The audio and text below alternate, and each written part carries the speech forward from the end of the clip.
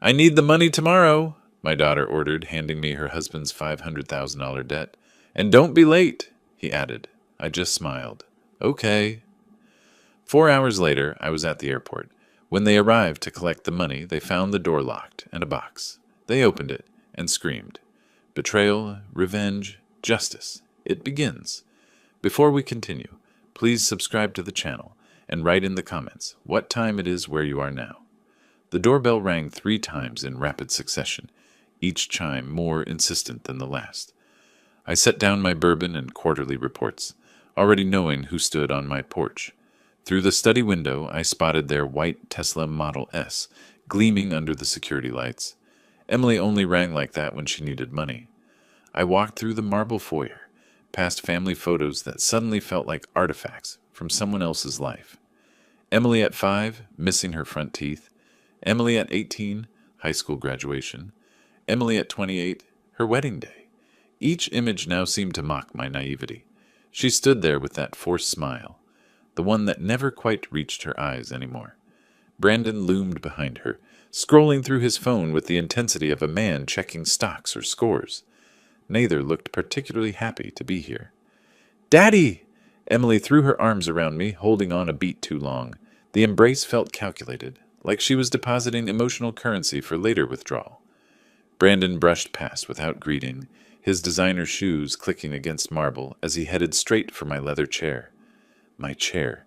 I followed them into the living room, noting how Emily nervously adjusted the straps of her designer bag, the $5,000 one I'd bought her last Christmas. Brandon had already spread documents across my coffee table like he was conducting a board meeting. Emily perched on the couch edge, her fingers finding the pearl necklace I'd given her for her 30th birthday. She always touched it when she was about to ask for something. Can I get you anything? Water? Wine? I offered, though hospitality was the last thing I felt. Let's cut to the chase, Rob. Brandon didn't look up from arranging his papers. We have a situation. Rob, not Robert, not even the courtesy of Mr. Mitchell anymore. I gripped my bourbon glass tighter and counted backward from 10, an old anger management technique that rarely worked anymore. Emily's voice pitched higher, another tell. Daddy, you know we wouldn't come to you unless it was absolutely necessary. You've always said family comes first, and we're family. What happened to the investment property in Round Rock? I kept my tone neutral, though my jaw had started its familiar clench. Brandon finally looked up, his expression suggesting I'd asked about ancient history. Market corrections, temporary setback. But that's not why we're here. Emily's wedding ring spun around her finger, her grandmother's ring, actually. My mother's. The spinning was her tell when lying, had been since she was 12, and denied breaking Margaret's china. The thing is, Emily started, then stopped, then started again. Brandon's been working so hard on this new venture. Tech startup, very promising, revolutionary, really. How much? I interrupted. The grandfather clock in the corner ticked through 3 long seconds of silence. Brandon's cologne, something expensive and excessive, mixed with the oak and vanilla notes of my bourbon. Emily's heel clicked against the marble floor in a nervous rhythm. It's really not that much for someone of your assets, Brandon said, leaning back in my chair. The leather creaked under his weight, a sound that had always been mine alone until tonight. 500,000. We need it in our account by noon tomorrow. The room tilted slightly. My migraine, the one that always started behind my left eye during times of stress, began its familiar throb. 500,000. Not 50,000. Not even 100,000. $500,000, delivered as casually as ordering takeout. That's, I started, then stopped. Memories flooded in, unbidden. Teaching Emily to ride her bike in Zilker Park, her college graduation at UT, walking her down the aisle at the Four Seasons. Had that girl ever existed, or had I imagined her? Daddy, we wouldn't ask if we had any other option. Emily's fingers moved from her pearls to dab at her eyes, though I noticed no actual tears. The mortgage, the kids' schools, you know how expensive everything's gotten. I did know. I paid for those schools directly. $15,000 per child per semester at St. Andrews. The mortgage on their Westlake home, which I'd covered the down payment for. $200,000 that had been a one-time help 3 years ago. Brandon stood, walked to my bar without invitation, and poured himself 3 fingers of my 25-year-old Macallan. These aren't bank people we're dealing with, Rob. They're serious individuals. Would hate for this to affect your reputation at the country club or the dealerships. The threat hung in the air like Brandon's cologne, obvious, overwhelming, and nauseating. My blood pressure spiked. The migraine exploded from behind my eye across my skull. The room spun slightly, and I gripped the mantel for support. "Daddy, you look pale," Emily said. Not with concern, but calculation, like she was measuring my weakness for maximum leverage. That's when she said the words that changed everything. "If Mom were still alive, she'd be ashamed of how you're treating us." The words hung between us like a blade. Emily knew exactly what she was doing. Margaret and I had divorced 10 years ago, but Emily still weaponized her memory whenever convenient. Never mind that Margaret lived happily in Houston with her new husband. Never mind that she'd warned me about Emily's manipulation. In Emily's version of history, Margaret was a saint who would have opened her checkbook without question. "Your mother," I said slowly, "would have told you to get jobs." Brandon barked a laugh from my bar, still holding my scotch like he'd earned it. "Jobs? I'm an entrepreneur, Rob. I create jobs." 3 failed startups in 5 years. A cryptocurrency disaster that I'd warned him about last Christmas. The consulting firm that never consulted anyone. I'd funded them all, every single one, watching money disappear into Brandon's delusions of grandeur. "You missed Sophie's recital last month," Emily switched tactics, her voice trembling with manufactured hurt. "And Max's soccer tournament. But you have time for your quarterly reports?" Those quarterly reports kept their children in private school, kept their Tesla charged, kept their Westlake address respectable. But I didn't say that. Instead, I watched Emily's mascara run in 2 perfect streams. She'd clearly practiced this performance. "Let me understand this." I released the mantle, standing straighter despite the migraine. "You need $500,000 by noon tomorrow. For what exactly?" Brandon and Emily exchanged a glance, the kind married couple's perfect over years of coordinated deception. Brandon set down my scotch and returned to the coffee table, shuffling through papers with the unconscious rhythm of someone used to handling cards or chips. "Real estate opportunity," he said. "Time sensitive. Can't miss this window." "You just said you lost money on real estate in Round Rock." That was different. Brandon's knuckles whitened as he gripped one of the documents. "This is cryptocurrency. I mean, this is a sure thing." The slip was small, but significant. Crypto, not real estate. The same mistake that cost them $200,000 8 months ago. My left hand started trembling, a new development in my 60s. I shoved it in my pocket. Emily's phone buzzed. She glanced at it, typed quickly, then placed it face down. "Daddy, we've supported you through so much. When you and Mom divorced, who stood by you? When the economy tanked in 2020, who helped keep the dealerships running?" "You were in Cabo that entire summer," I reminded her. "Posted about it daily on Instagram." "That's not fair. The wedding." I started listing, my voice steady despite the rage building. 100,000. The house down payment, 200,000. Brandon's first startup, 150,000. The second, 80,000. The third. "That's ancient history," Brandon interrupted, standing now, trying to use his height advantage. "We're talking about our future. Your grandchildren's future." "The grandchildren whose tuition I paid directly to St. Andrews." Emily stood too, clutching her phone.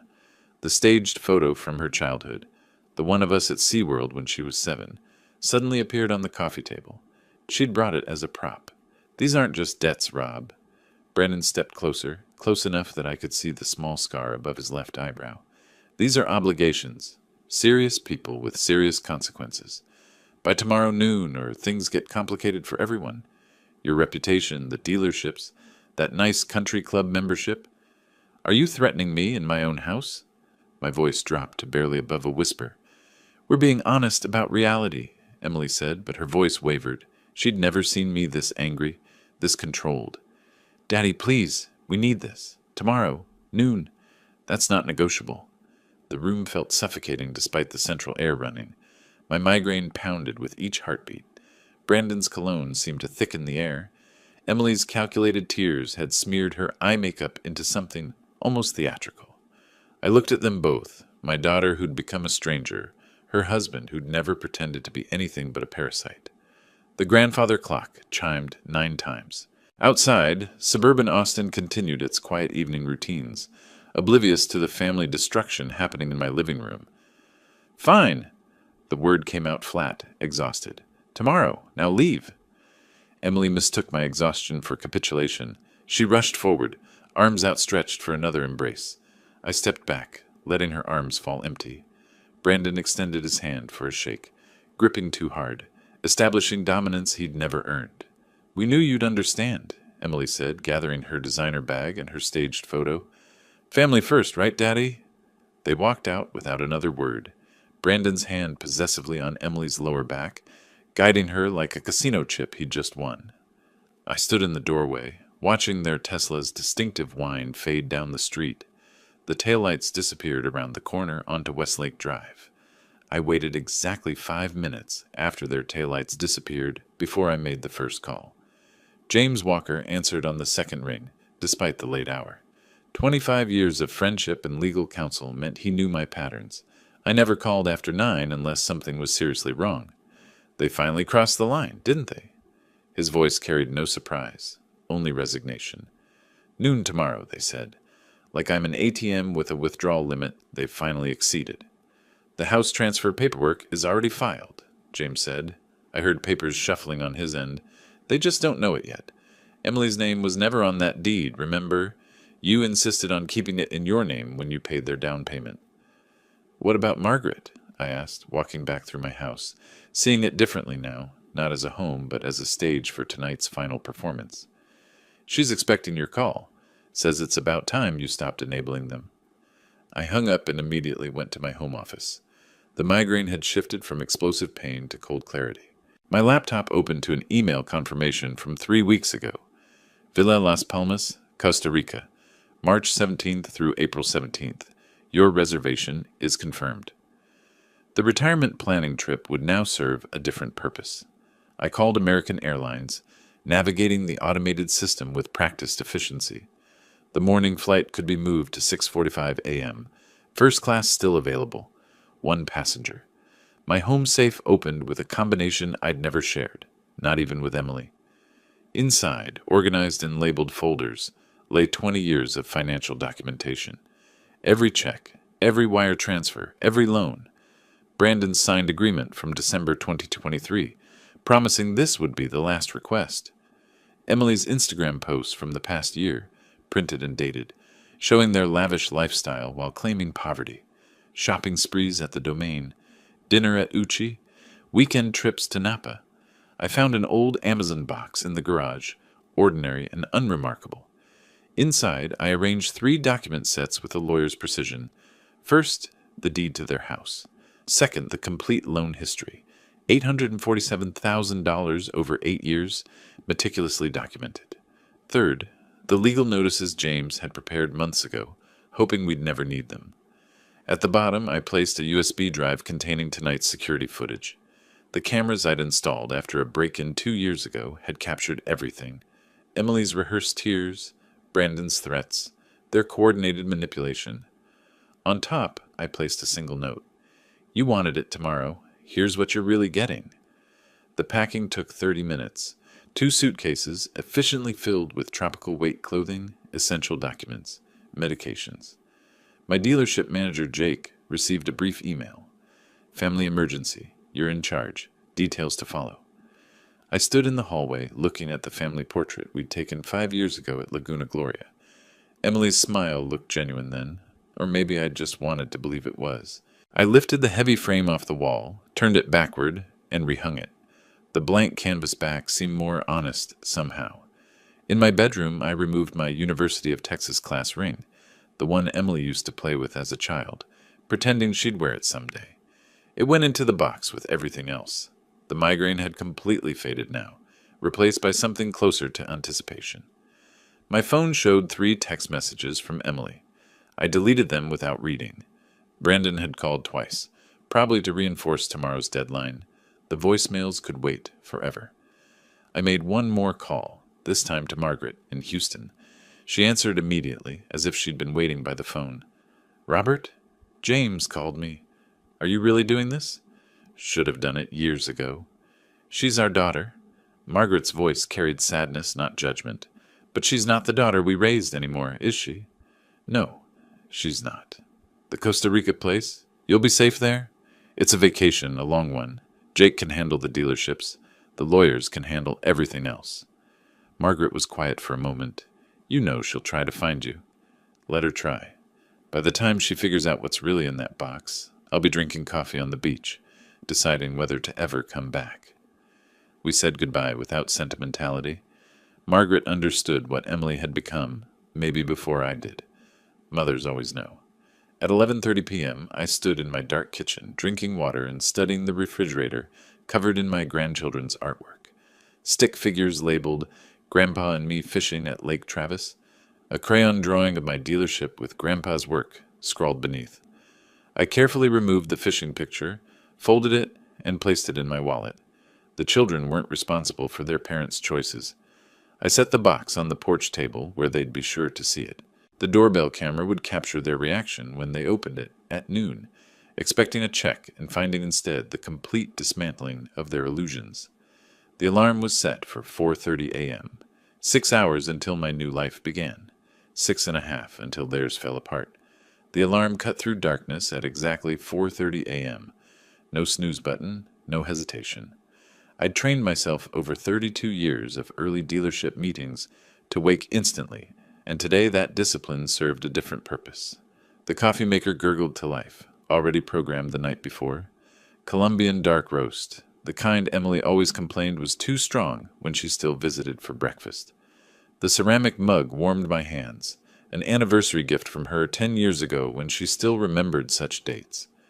Through the kitchen window, Austin's skyline began its slow awakening, office buildings lighting up floor by floor while most of the city still slept. I moved through my house with deliberate precision, documenting each room like a detective at a crime scene. The master bedroom still held Margaret's mother's portrait. Emily had always wanted it, never asked nicely enough to receive it. Her childhood room, long since converted to an office, still displayed her high school trophies. State debate champion, National Honor Society, the daughter I'd raised versus the stranger who demanded money 12 hours ago. The pool area looked serene in the pre-dawn light.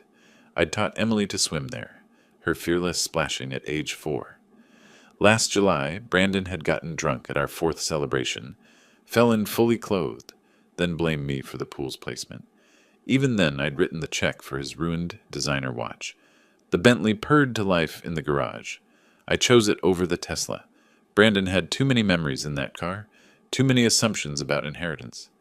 The streets of Westlake Hills lay empty except for garbage trucks, beginning their Saturday routes. I drove past Emily's neighborhood, every house dark, peaceful. They were sleeping, probably dreaming of ways to spend my money. The radio played classic rock, and the Eagles' Take It Easy filled the cabin. The irony wasn't lost on me. At the intersection of Bee Cave and Walsh Tarleton, I considered calling Margaret, but decided against it. James would handle that conversation better than I could. Mopac stretched ahead, nearly empty. I passed 3 of my dealerships, their lots full of inventory that would soon be Jake's responsibility. The flagship location still had my photo in the lobby. That would need changing. Near 5th Street, I noticed Brandon's favorite bar, the Velvet Room, where his gambling connections congregated, where this whole disaster had really started. Construction on Congress forced a detour through 2nd Street. The city I'd built my business in for 3 decades looked different in the pre-dawn darkness, like a stage being set for a play I'd no longer attend. James's office occupied the 42nd floor of the Frostbank Tower. At 5:30 a.m., the building stood mostly empty except for security and the obsessively ambitious. James waited in the conference room with Sophia Chen, his paralegal, documents spread across the mahogany table with military precision. A box of Krispy Kreme donuts sat in the center, our tradition for major deals since 1999. "You look surprisingly rested," James observed, sliding the power of attorney across the table. "First good night's sleep in months." I signed with my father's fountain pen, the one Emily didn't know existed. "Limited scope, I see. 60-day expiration, only property transfers and financial restructuring. Can't have you selling her organs after all. His attempted levity fell flat. We both knew this was necessary surgery, not revenge. Sophia presented the property documentation with clinical efficiency.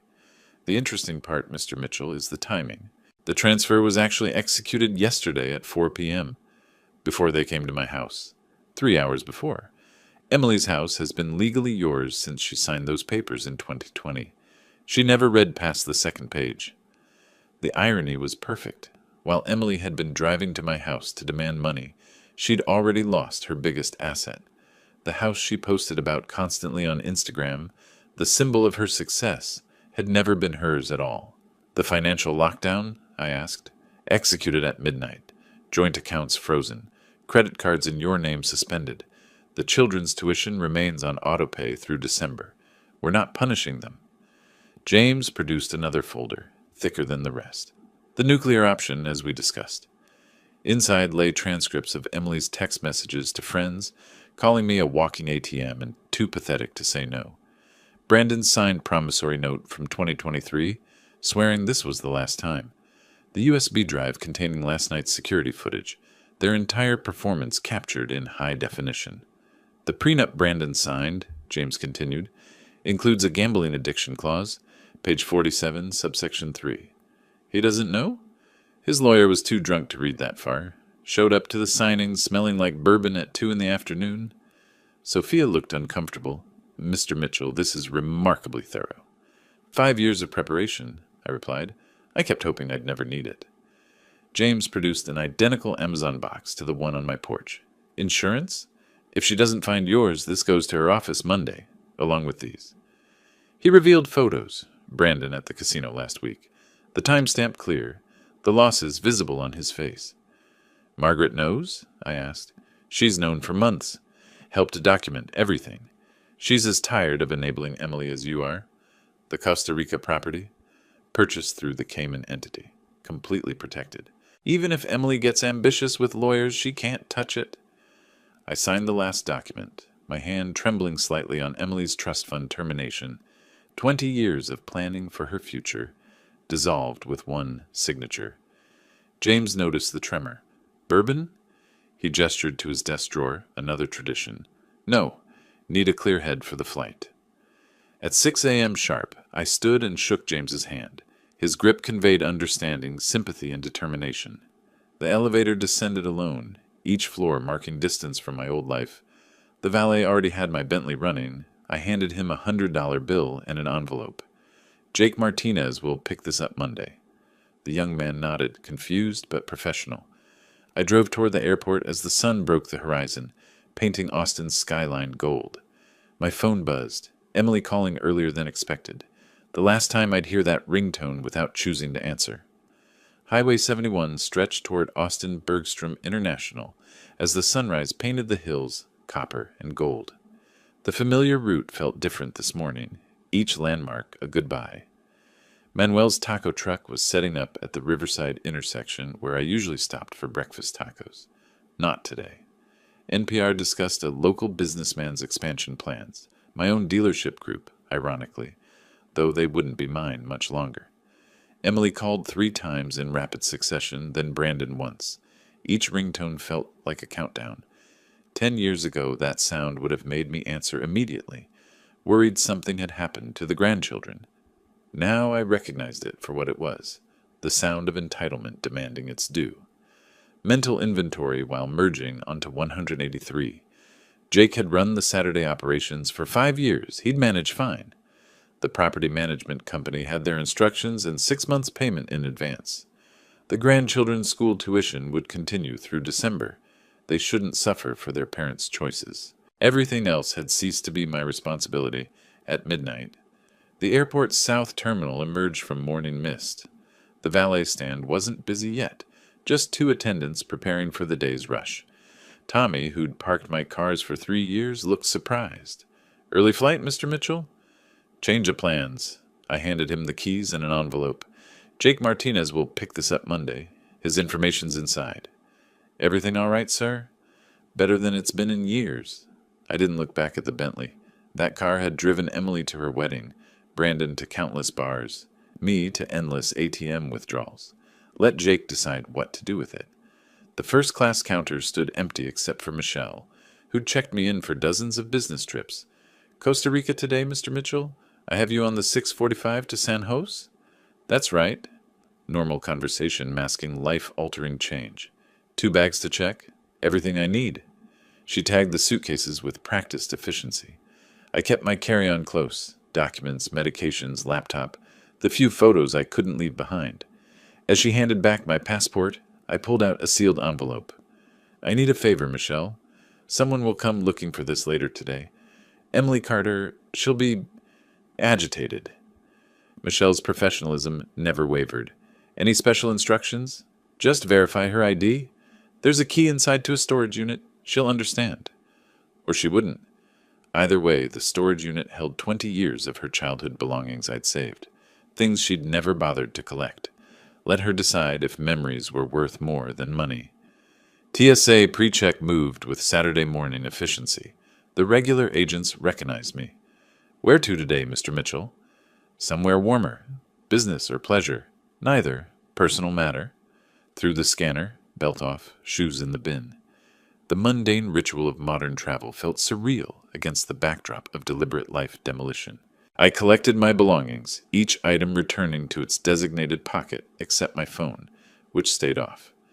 Austin Java appeared at gate 14, and muscle memory guided me to the counter.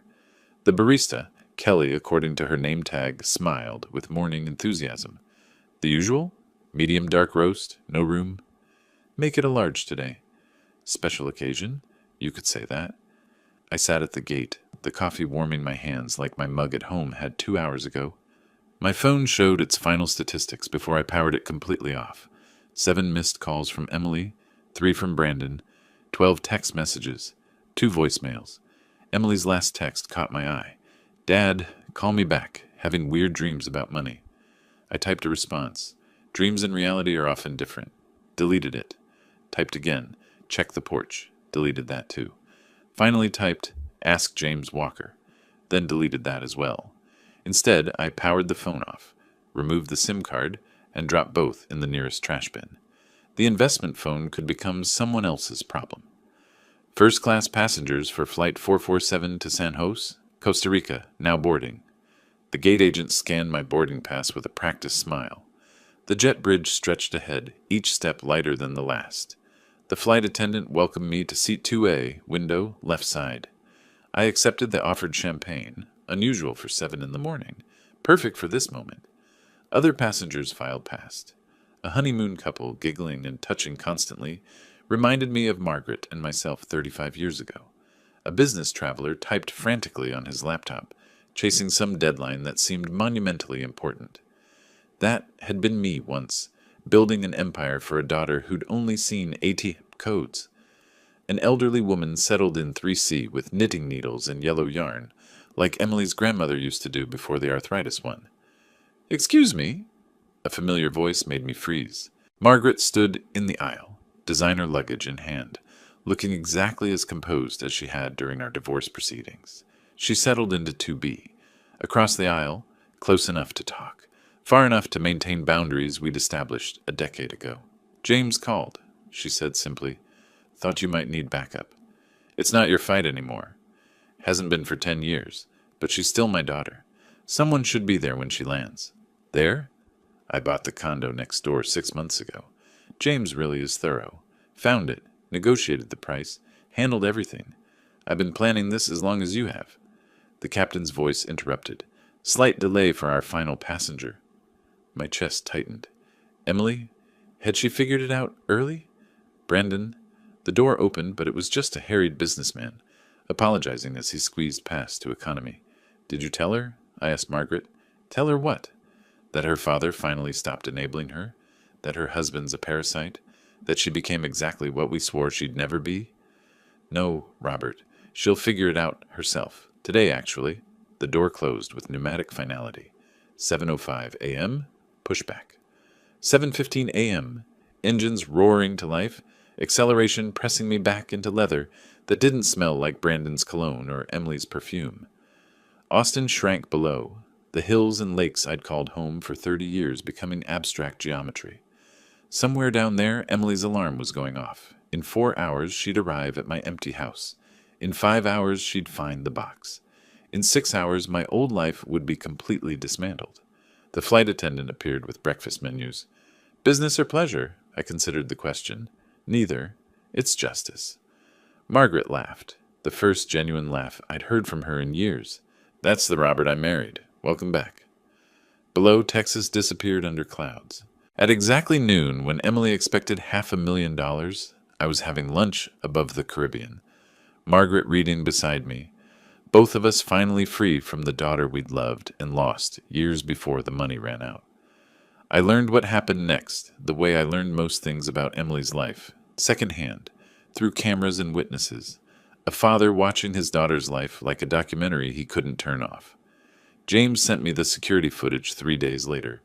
I watched it on my laptop from the Costa Rica balcony, Pacific waves providing an oddly peaceful soundtrack to my daughter's meltdown. The timestamp showed 12 p.m. exactly when the first text arrived. Your transaction has been completed. That was James, confirming the house transfer had been recorded. At that exact moment, I was ordering ceviche, and Emily was probably still sleeping off whatever Brandon had bought with my previous loan. According to her Saturday routine, James had documented this too, Emily left her house at 11:30 a.m. The Starbucks charge at 11:47 confirmed it. A $7 latte on the credit card I'd canceled at midnight. The decline wouldn't hit until Monday when the weekend authorizations processed. Her last purchase on my dime. Mrs. Chen, my neighbor of 15 years, provided the next chapter. She'd called James at 12:15 p.m., speaking in her precise English that 40 years in Texas hadn't softened. Mr. Walker, they are here. Emily and the gambling man. They don't know I'm watching. The security footage picked up at 12:15:23. Emily's white Mercedes pulled into my driveway with the confidence of someone about to collect their allowance. Brandon checked his phone. James later confirmed he was tracking basketball scores, probably planning his next bet with my money. Emily applied lipstick in the mirror, the same shade of red she'd worn to ask for her first car at 16. Her wedding down payment at 28. Yesterday's $500,000 demand at 35. They walked to my door like they owned it. Brandon carried an empty Hermes briefcase, $12,000 retail, bought with my loan from January. Empty, waiting for cash that would never come. Emily rang the doorbell at 12:16:45. Normal ring, not the demanding triple press from yesterday. She waited exactly 10 seconds. I knew her patterns. Then rang again, longer this time. Brandon cupped his hands against the side window, peering into my empty kitchen. His car's gone, Emily said, loud enough for Mrs. Chen to hear from her garden. So, he's got 5 cars. Brandon's dismissive tone carried across the yard. The lights are on timers. Emily noticed what I'd programmed weeks ago. Maybe he went to get cash from the bank. You said noon? It's barely past. They tried the door at 12:18. Emily's key scraped against the lock, unable to find purchase. James's paralegal had changed them at 7 a.m., 3 hours after I'd left for the airport. The confusion on Emily's face was almost worth the decades of manipulation.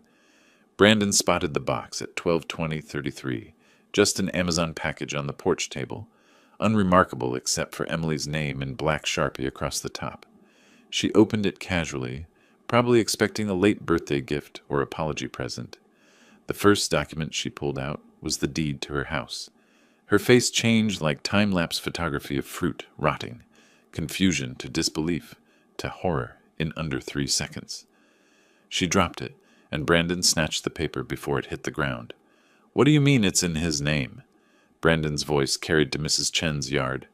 Emily pulled out the spreadsheet next. Every payment, every loan, every gift meticulously documented. Total, $1.3 million over 8 years, not including the house. Her hands shook as she reached the bottom line. The photographs came next. Brandon at the Palms Casino last Tuesday. The timestamp's clear, his losses written on his face. Then the promissory note he'd signed, swearing December's money was the last he'd ever request. Emily's text messages to her friends, printed and highlighted. Dad's too pathetic to say no, and he'll cave, he always does. And my personal favorite, I deserve this money more than he does. At 12:23:17, Emily's phone buzzed. The first credit card decline, then another, then another. Chase, American Express, the Nordstrom card, all suspended, all in my name, all canceled at midnight while she slept. Brandon tried calling someone at 12:24. His bookie, James discovered later, who informed him that credit extensions required collateral, not promises. Emily collapsed onto my porch steps, her designer dress crumpling against concrete I'd had resurfaced last summer. She found the USB drive at 12:25:44, plugged it into her phone with trembling fingers. Her own voice echoed from the speaker, tinny but clear. Just take whatever he gives you. He's too pathetic to say no. Then Brandon's voice. These aren't bank people, Rob. They're serious individuals. The prenup appeared last. Page 47 was highlighted in yellow. The gambling addiction clause circled in red. Immediate forfeiture of marital assets if gambling debts exceeded $50,000. Brandon had passed that threshold 3 years ago. Brandon threw his briefcase at my door at 12:27:31. The handle broke off, Herman's leather scattering across my porch. Emily's sobbing became audible on the recording, not the pretty tears from yesterday, but raw, ugly sounds of someone realizing they'd played themselves. Mrs. Chen emerged at 12:28, all 4 feet 11 inches of her, holding her phone like a weapon. I'm calling the police if you don't leave. This is my father's house, Emily screamed, mascara creating abstract art on her cheeks. Not anymore. Mr. Mitchell sent me the property transfer notice this morning. You're trespassing. Brandon stormed to the car at 12:30, leaving Emily to gather scattered papers.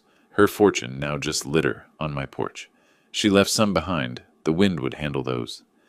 Brandon peeled out, leaving tire marks on my driveway that the property manager would bill to their account. At 12:30:45, exactly when Emily discovered her inheritance had evaporated, I was watching the ocean from a beachside restaurant. The waiter had just asked if I was celebrating something. A graduation? I told him. Your child? He'd asked in accented English. No? Mine. James called Monday with the epilogue. Emily returned Sunday morning with a locksmith who refused the job once he verified ownership. She tried climbing the fence until the security company responded. The police gave her a trespass warning. Brandon never came back. James heard he'd moved to his brother's house in Dallas, divorce papers already filed. 3 days later, sitting on my balcony with Margaret reading beside me, James asked if I wanted to see the complete footage. No, I said, watching pelicans dive for fish. The screaming I'd heard for 5 years was finally, blessedly, silent. James sent me the parking garage footage 3 days later. I watched it from my deck in Costa Rica, pelicans diving for fish in the background, while my daughter's life imploded on my laptop screen. The timestamp showed 7 p.m. March 16th, exactly when I was having my first peaceful dinner in years. Their Mercedes screeched into the underground parking of Emily's condo building.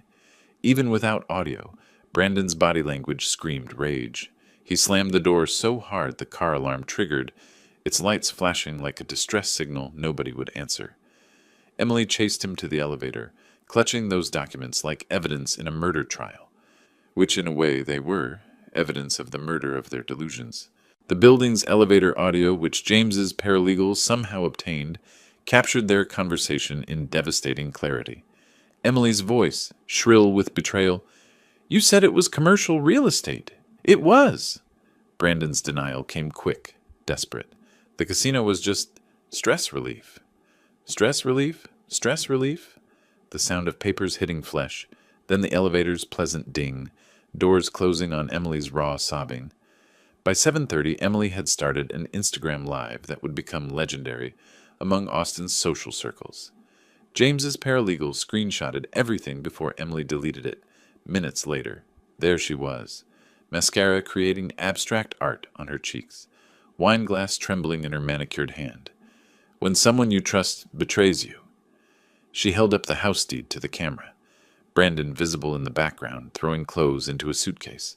When your whole life is built on lies. The wine glass flew across the room, shattering against their wedding photo. Stream ended. 47 people watched Emily Carter, social butterfly of Westlake, self-destruct in real time. 3 were employees from my dealerships who immediately forwarded the recording to James. Brandon's mother called my office Monday morning, her voicemail preserved in James's meticulous records. Mr. Mitchell, Brandon's been missing since Saturday night. Emily says you've kidnapped him.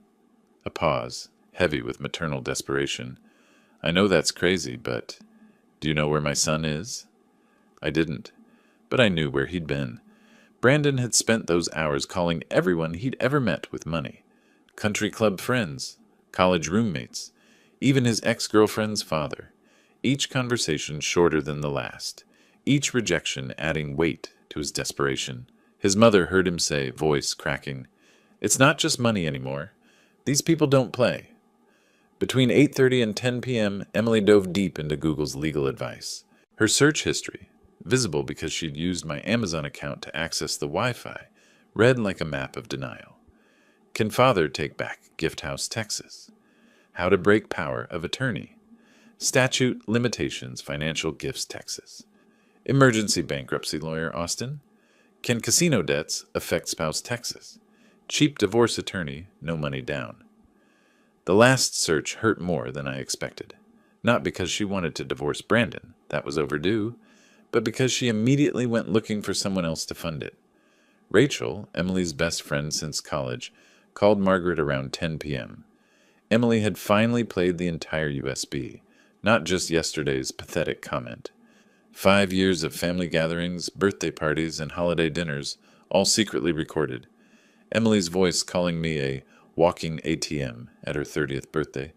Brandon joking about bleeding the old man dry at Thanksgiving. Emily coaching Brandon on manipulation tactics before our anniversary dinner. The Christmas toast where they'd mockingly thanked good old dad, the family bank.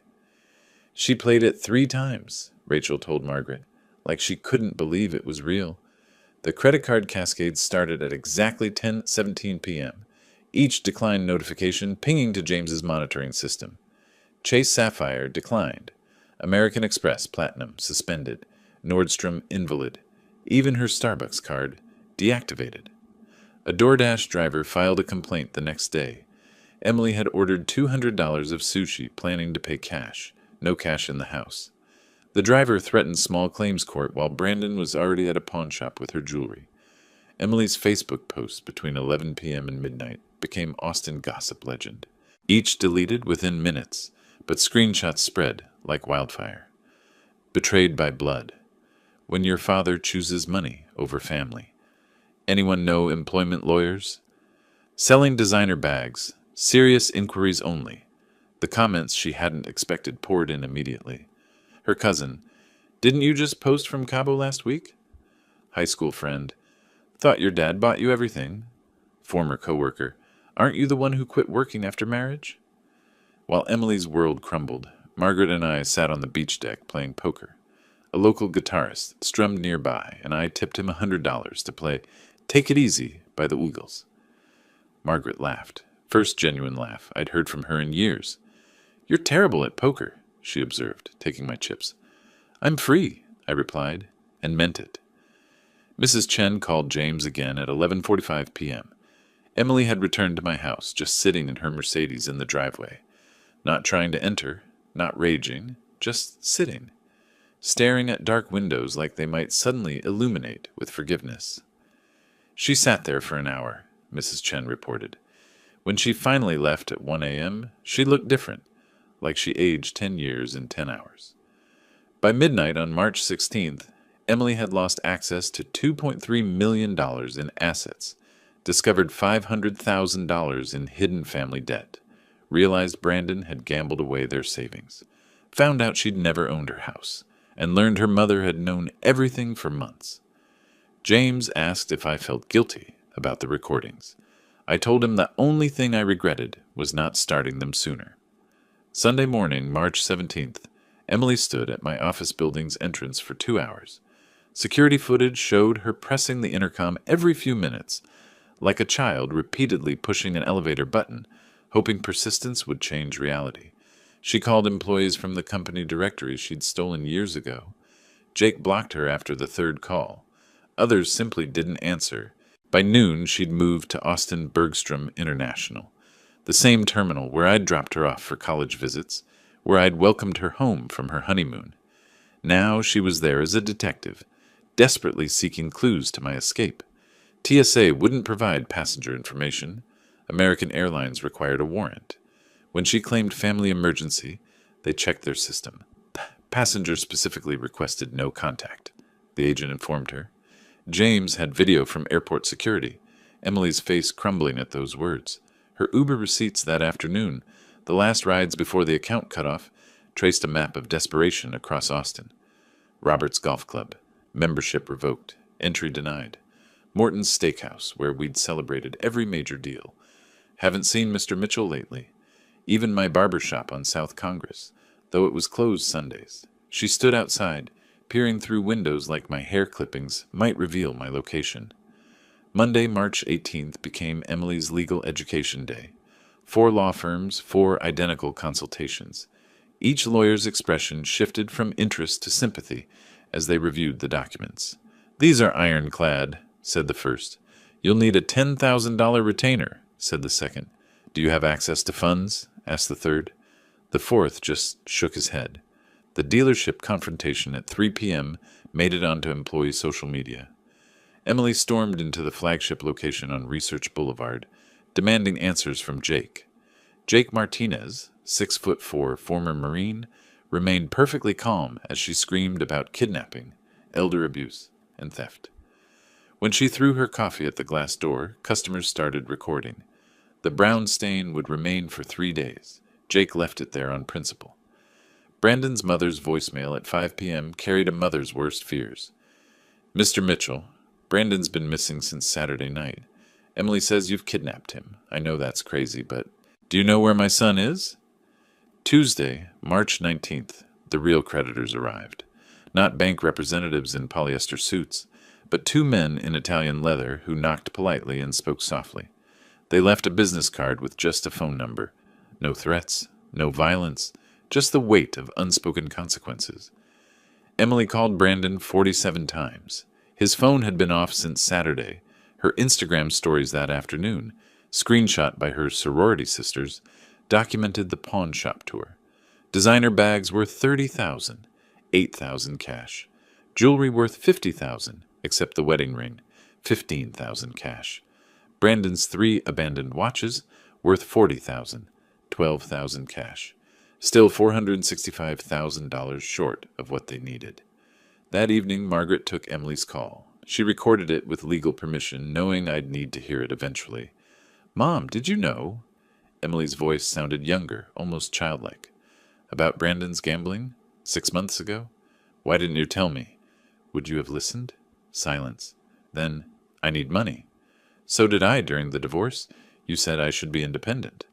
The call ended with Emily's sob, cut short by Margaret's disconnect.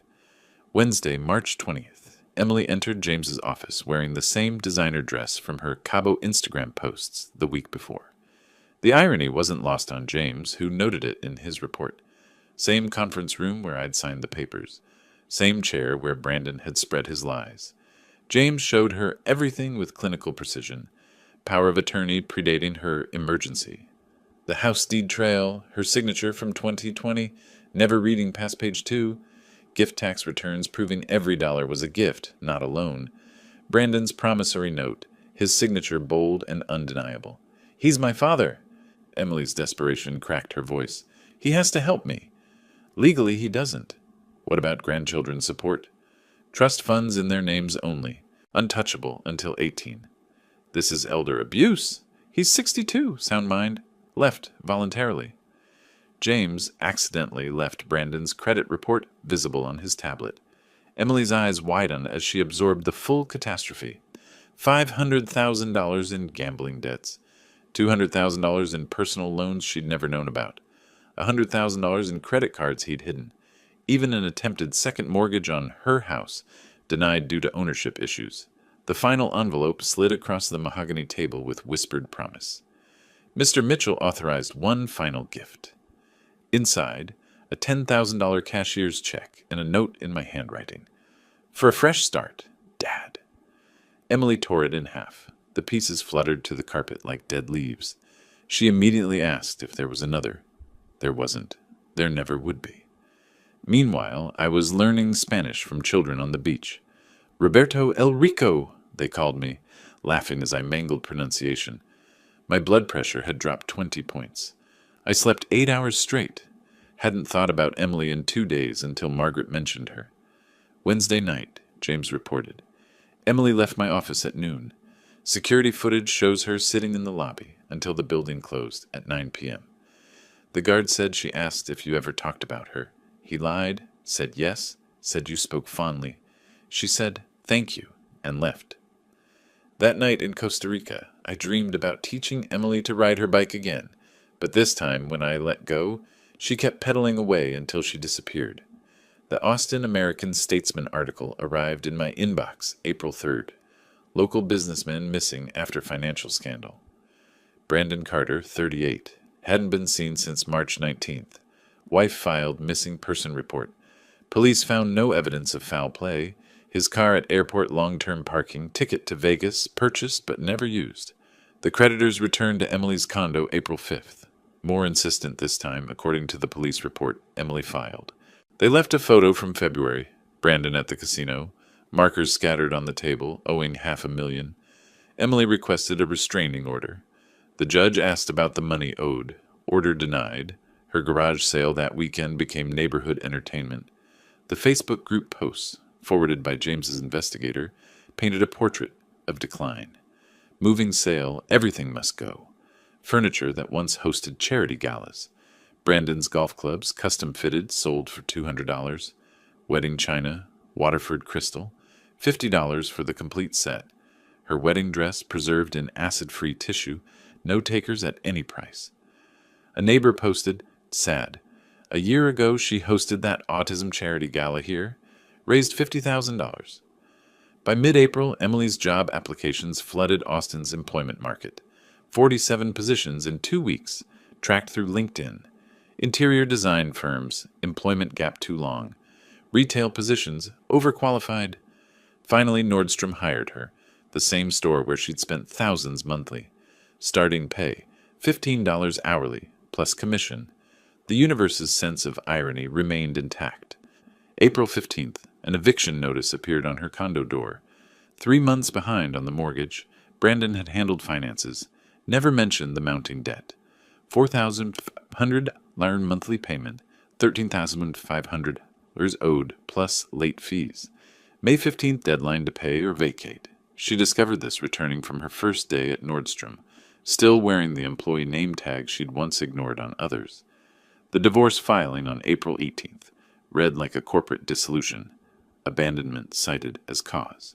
Brandon must be served. Location unknown. Judge allowed publication notice in 3 newspapers. Cost, $500 Emily didn't have. She used her Nordstrom employee discount to buy a suit for court, the first clothing she'd purchased with earned money in 7 years. While Emily rebuilt from ashes, I built something new in Costa Rica. My days developed a rhythm I'd forgotten existed. Sunrise with howler monkeys. Coffee overlooking the Pacific. Morning swims in water clear enough to see my feet. Lunch at Manuel's beach bar where nobody knew about dealerships or daughters. Local kids called me Roberto El Rico, Robert the Rich. I taught them English in exchange for Spanish lessons. Their parents invited me to dinners where nobody mentioned money, investments, or opportunities. Real conversations about football, fishing, and the weather. Nobody asked for anything except to pass the salt. Margaret took up painting, producing terrible seascapes that made us both laugh. We hadn't laughed together since Emily turned 16 and started seeing us as resources rather than parents. Not romantic between us, that died long ago, but peaceful, like survivors of the same shipwreck, sharing a lifeboat. My transformation surprised the doctor in San Jose. Blood pressure down 30 points. Weight dropped 20 pounds without trying, off 3 medications. What changed? He asked in accented English. Everything. Nothing. I'd stopped funding other people's lives and started living my own. April 25th, TMZ broke the story. Missing Texas businessman spotted in Mexico. Brandon Carter working at a Juarez car rental agency under an assumed name. The photo showed him behind a counter, 10 pounds thinner, wedding ring absent. Extradition unlikely for civil debts. Emily commented on the article with just 2 words. Good riddance. April 27th. Emily finally used the airport storage key. Manuel reported what she found. Every childhood item I'd saved. Photo albums she thought I'd discarded. Her grandmother's jewelry, assumed lost in the divorce. A $50,000 savings bond in her name, maturable in 1 year, and a note in my handwriting. For when you remember who you were before money mattered. Dad. The email arrived April 28th, forwarded by James. Emily's words, carefully chosen. Mr. L. Walker, please tell my father I found the storage unit. I understand now. I'm sorry. I'm working at Nordstrom. I'm surviving. Maybe that's the lesson. Don't tell him I asked, but is he happy? Emily, James asked if he should respond. April 29th, sunset on the beach. Margaret reading beside me. The same guitarist from my first night playing nearby. The same spot where Emily was discovering the box that changed everything. Tell her yes, I said to James over the phone. Tell her I'm happy. And tell her the bond was her mother's idea. Anything else? Tell her I'll be here when she's ready to visit. But she pays her own way. That night, I watched Costa Rican families on the beach. 3 generations playing together. No one staring at phones. Everyone engaged in actual conversation. Poor by American standards. Wealthy by every measure that mattered. Emily texted James, Thank you for telling me. Maybe Christmas, if I save enough. First time in 5 years she'd mentioned saving for anything. April 30th, Manuel's band played at the beach bar. They dedicated a song to Roberto El Rico. Not the Eagles this time, but a local folk song about a man who found treasure by giving everything away.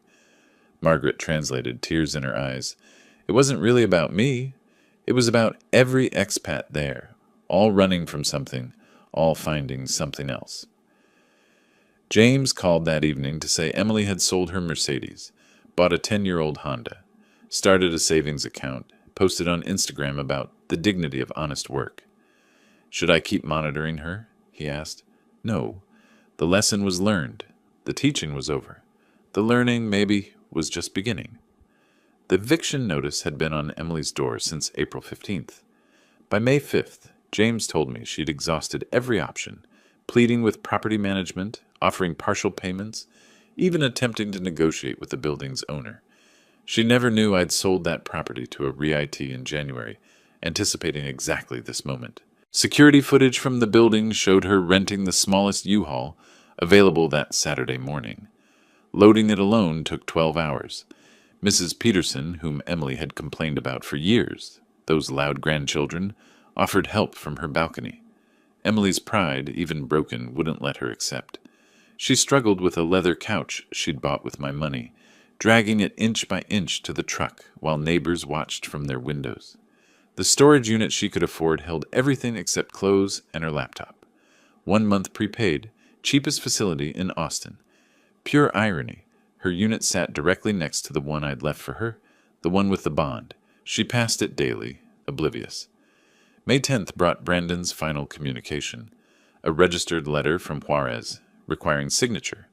The postal worker later provided an affidavit for Emily's divorce proceedings, describing how her hands shook as she signed. Inside, 1 page, Brandon's handwriting. Emily, by the time you read this, I'll have a new name and new life. The men looking for me won't find me. Don't try to either. I'm sorry about your father's money. But you were the one who said he'd never cut you off. We both gambled. We both lost. The prenup your dad made me sign means you get nothing from me anyway. Consider us even. B. Her Nordstrom manager called James out of concern. Emily didn't show for 3 days. When she returned, she'd dropped 10 pounds, her eyes hollow. The manager nearly fired her. For the first time in Emily Carter's life, she begged, actually begged, kept the job by promising perfect attendance going forward. May 15th, eviction day. Emily's new address, a studio apartment above a taco shop on East Riverside. Same neighborhood she'd called sketchy when visiting college friends. 400 square feet. Window AC unit rattling like dice in a cup. Shared laundry in a basement that smelled of mildew. $700 monthly, cash only, no credit check. The second job started May 16th. Denny's night shift, 11 p.m. to 7 a.m. The same Denny's where she'd made a scene 2 years prior, demanding the manager over cold eggs. Now she served drunk college students and exhausted nurses for 213 hourly plus tips. Her new schedule became robotic. Wake at 5 a.m., Nordstrom from 6 a.m. to 2 p.m., sleep from 3 p.m. to 10 p.m., Denny's from 11 p.m. to 7 a.m., repeat. Sundays off spent doing laundry and preparing meals. Rice, beans, the cheapest chicken she could find. Margaret visited May 24th. She called me that evening, her voice careful. Emily had hung one item on the studio's water-stained wall, our photo from her college graduation. The designer clothes were gone, replaced by Walmart basics. 20 pounds lost, cheekbones sharp as accusations. Their conversation, as Margaret recounted, "I helped your father plan this. I know. Are you angry? I was. Now I'm too tired to be angry. The bond was my idea. Insurance for when you hit bottom. This is bottom? No. Bottom is when you stop blaming everyone else." Emily's admission came slowly, like pulling teeth. "I was a terrible daughter." "You were a spoiled daughter. There's a difference. Is there?" "Terrible can't be fixed. Spoiled can be outgrown." Memorial Day weekend arrived with Austin's typical heat. Emily worked a double at Nordstrom, time and a half for holiday pay. Denny's afterward was slammed with drunk partiers. She made $300 in tips in one night, the most money she'd touched since March. The Denny's security camera captured her at 7:15 a.m., May 31st, sitting in her Honda counting tips. Crying. Not the manipulative tears I'd seen so often, but something raw. She later wrote to James that it was the first money she'd truly earned.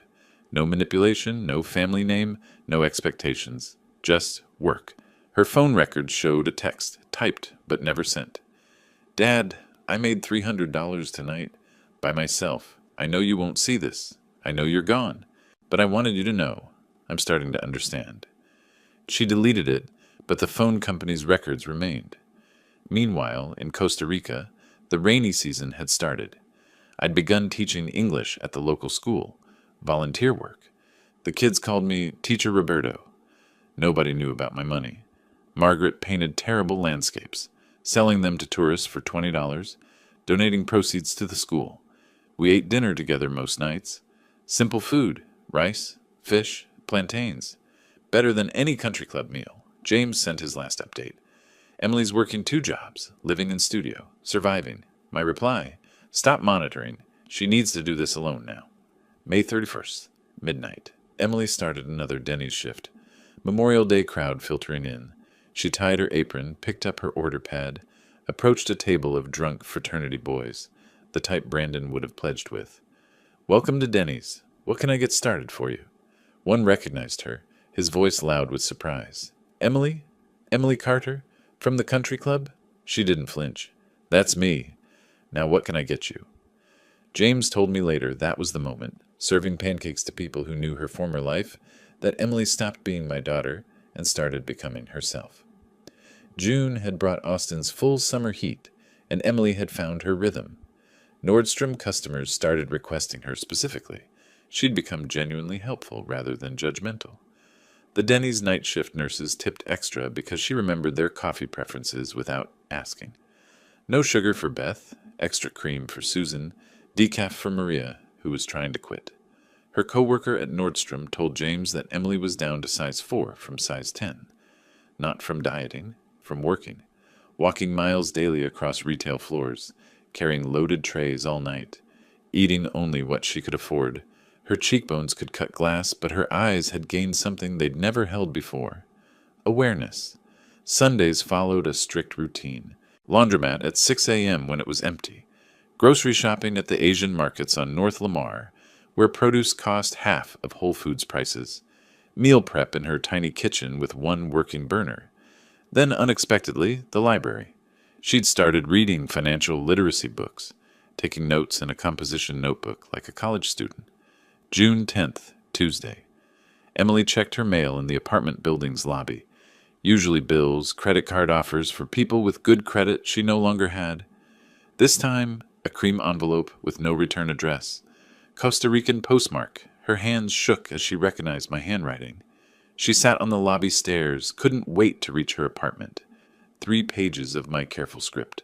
the same writing that had signed birthday cards and checks for 35 years. The letter read, "Emily, I'm writing this on a beach in Costa Rica.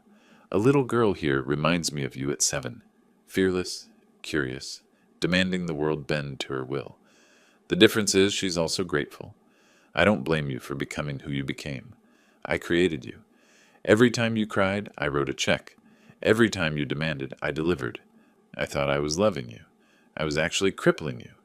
Your mother says you're working 2 jobs now. Good. Work teaches what inheritance never could. That money represents time, effort, sacrifice. Every dollar you earn carries weight my gifts never had. I'm not coming back to the man I was. That man was a checkbook with a heartbeat. But I might come back to meet who you're becoming. The storage unit key you found, that was your mother's insistence.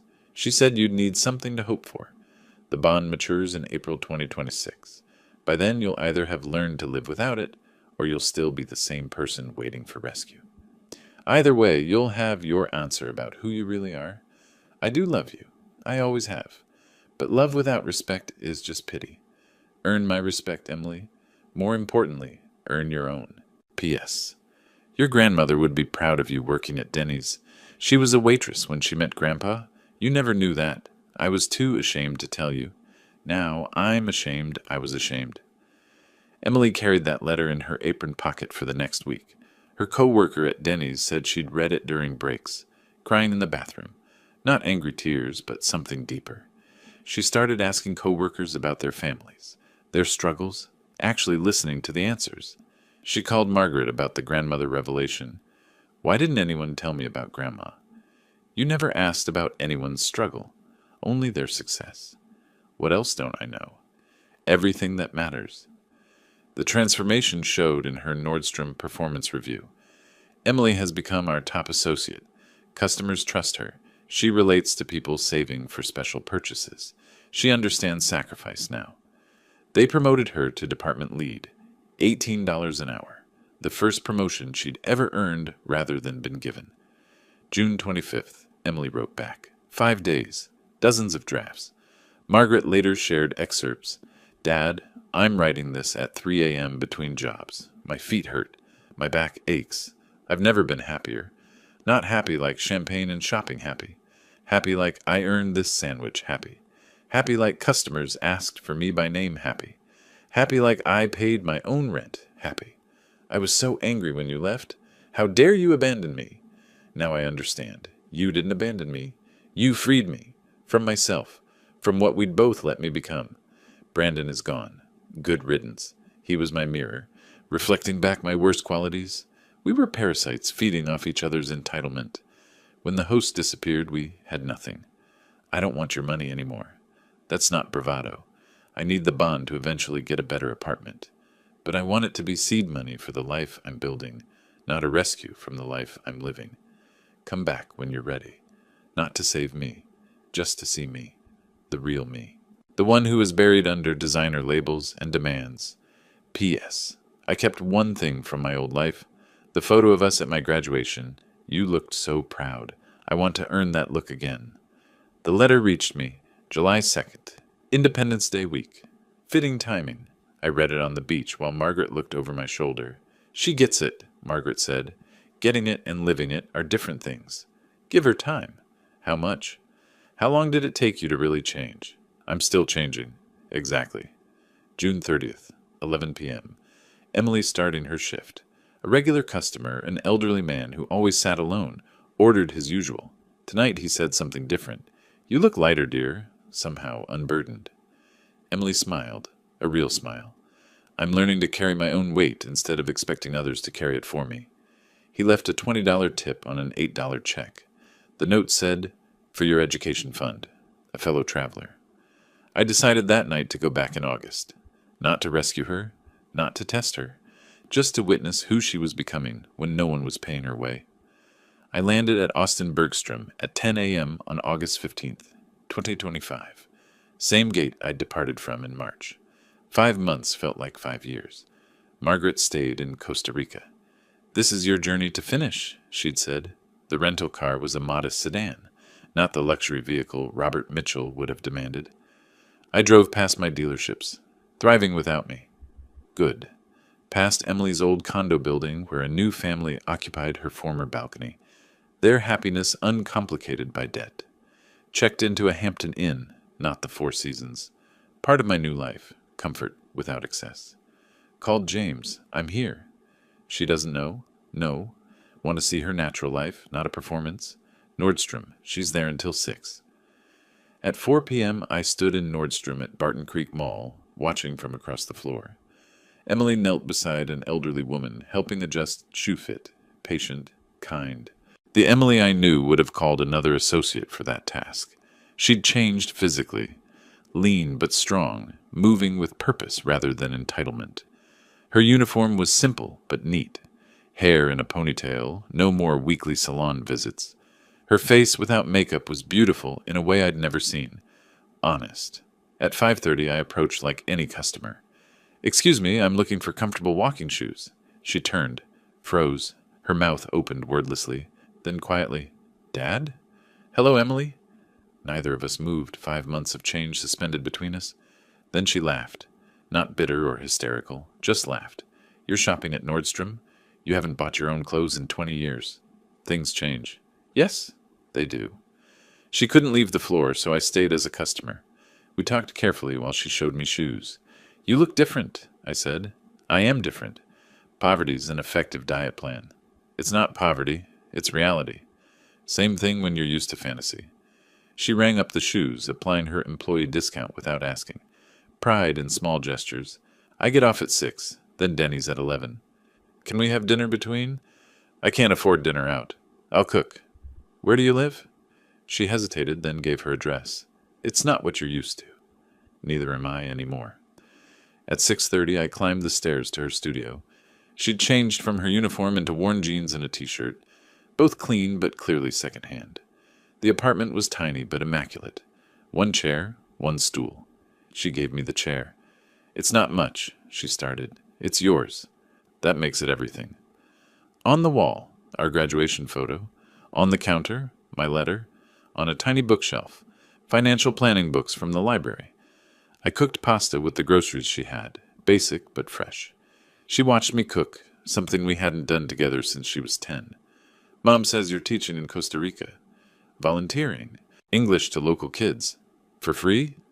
"Best things I've done lately have been free." We ate at her small table, with plastic plates and mismatched forks. Better than any country club dinner. "I hated you," she said suddenly. "I know. I mean really hated you. Wanted you dead." "I know. How could you leave me with nothing? How could I leave you with everything? It was killing you." "It was killing both of us." "Yes." Silence settled. Not uncomfortable. Necessary. At 9 p.m. she needed to prepare for Denny's. I pulled out an envelope. "This isn't rescue, it's investment." Inside, a $5,000 check and a contract. "What's this?" "Business proposal. You work for me, not at dealerships. New project, teaching financial literacy to young adults. You know the cost of not knowing." "I'm not qualified." "You're uniquely qualified. You've been both sides. Rich without understanding. Poor with awakening." She read the contract carefully. "Fair salary. No special treatment. Performance-based raises." "This isn't charity. This is business. You fail, you're fired. Daughter or not. And if I succeed, then you'll have succeeded." At 10:30 she had to leave for Denny's. She hugged me. First real hug in years. Not manipulation or performance. Connection. "I'll call you tomorrow, after I read the contract again." "Read it 3 times. That's another lesson." "I'm learning. We both are." 1 month later, Emily accepted the position but kept Denny's weekends for 6 months. Wanted a backup plan. Smart. Her first financial literacy workshop had 12 attendees. A year later, she spoke at colleges. 2 years later, she was writing curriculum for school districts. She never touched the bond when it matured, using it instead as a house down payment. The cash she used came from her own savings. Brandon never returned. Heard he married a wealthy widow in Cancun. The cycle repeating. Not our problem anymore. Thanksgiving 2025, Emily hosted in her studio. Margaret brought sides. I brought wine. We sat on the floor around her coffee table. Emily raised her water glass. She was working that night. To family. Margaret added, to lessons learned. I concluded, to starting over. We clinked glasses. plastic and glass. Perfect imperfection. The fortune I'd spent my life building was nothing compared to the wealth in that tiny room, a daughter's respect, earned not inherited, and the knowledge that sometimes the greatest gift you can give someone is the chance to save themselves. If you like this story, please like this video, subscribe to the channel, and share your impressions of this story in the comments. To listen to the next story, click on the box on the left. Thank you for watching.